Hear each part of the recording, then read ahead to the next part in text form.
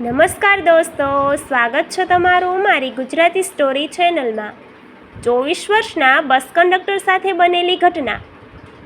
સુરત શહેરમાં રહેતો 24 વર્ષનો મનોજ એક ખાનગી બસમાં કંડક્ટર તરીકે કામ કરતો હતો। તે ખૂબ જ મહેનતુ અને ઈમાનદાર યુવક હતો। દરરોજ સવારે મુસાફરોને ગામડાઓમાંથી શહેર સુધી લાવતો અને સાંજે તેમને પાછા ઘરે પહોંચાડતો। એક દિવસ વરસાદી મોસમ દરમિયાન તેની સાથે એવી ઘટના બની કે જે તે જીવનભર ભૂલી શક્યો નહીં। તે દિવસ સાંજના લગભગ 9 વાગ્યા હતા। ભારે વરસાદ વરસી રહ્યો હતો અને બસ એક સુમસામ રસ્તા પરથી પસાર થઈ રહી હતી। બસમાં હવે માત્ર થોડા જ મુસાફરો બાકી રહ્યા હતા। અચાનક રસ્તા કિનારે સફેદ કપડાં પહેરેલી એક યુવતી ઊભી દેખાઈ। તેણે બસ રોકવાનો ઈશારો કર્યો। ડ્રાઈવરે બસ રોકી અને યુવતી બસમાં ચઢી। તે સીધી પાછળની છેલ્લી સીટ પર જઈને બેસી ગઈ। મનોજ ટિકિટ આપવા તેની પાસે ગયો। તેણે પૂછ્યું, બહેન, ક્યાં જવાનું છે? યુવતીએ ધીમા અવાજમાં જવાબ આપ્યો, રામપુર ગામ। મનોજે ટિકિટ કાપી અને પૈસા લઈ લીધા। ત્યારબાદ બસ ફરી આગળ વધી।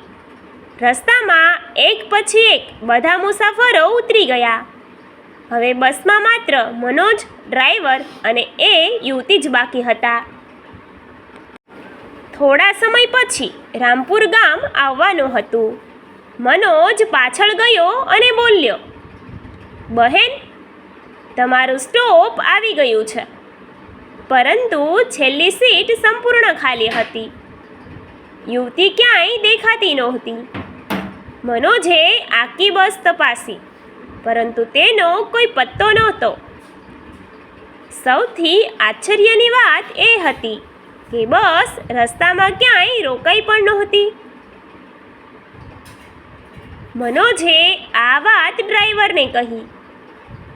બંનેએ આખી બસ ચકાસી, પરંતુ યુવતી જાણે હવામાં ગાયબ થઈ ગઈ હોય તેમ ક્યાંય મળી નહીં। બંને ખૂબ જ આશ્ચર્યમાં પડી ગયા। બીજે દિવસે પણ મનોજના મનમાંથી આ ઘટના નીકળી નહોતી। સાંજે બસ એક ચાની દુકાન પાસે ઊભી રહી।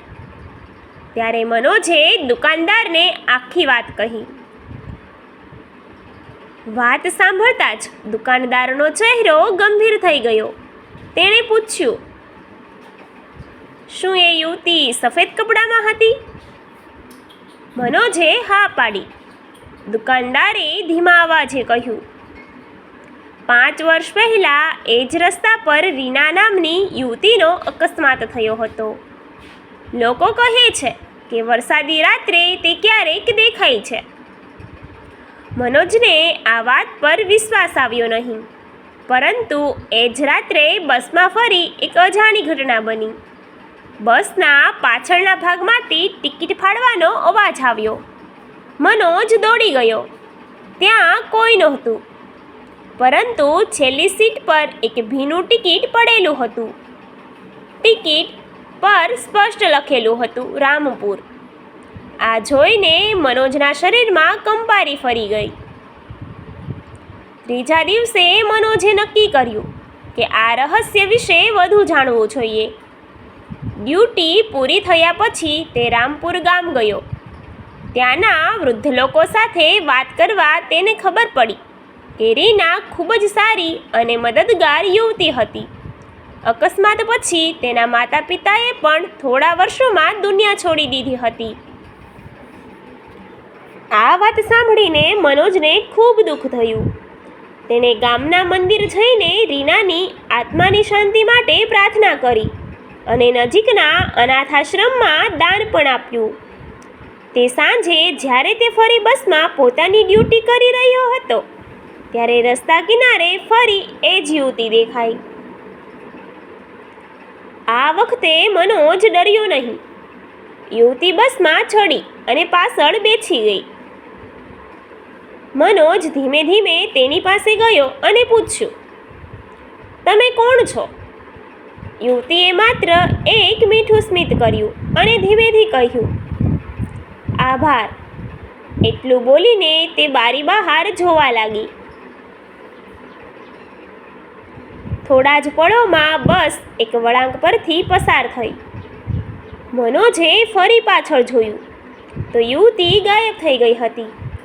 પરંતુ આ વખતે તેના મનમાં ડર નહોતો. તેના હૃદયમાં એક અજાણી શાંતિ હતી. ત્યારબાદ એ યુવતી ફરી ક્યારેય દેખાઈ નહીં. આજે પણ મનોજ બસ કંડક્ટર તરીકે કામ કરે છે. જ્યારે પણ વરસાદી રાત આવે છે ત્યારે તેને એ અજીબ ઘટના યાદ આવી જાય છે. તેને હજુ સુધી ખબર નથી પડી કે એ ખરેખર આત્મા હતી કે કોઈ રહસ્યમય ઘટના. પરંતુ એક વાત તે ચોક્કસ માને છે કે દુનિયામાં કેટલીક એવી ઘટનાઓ બને છે જેનો જવાબ ક્યારેય મળતો નથી. Thank you.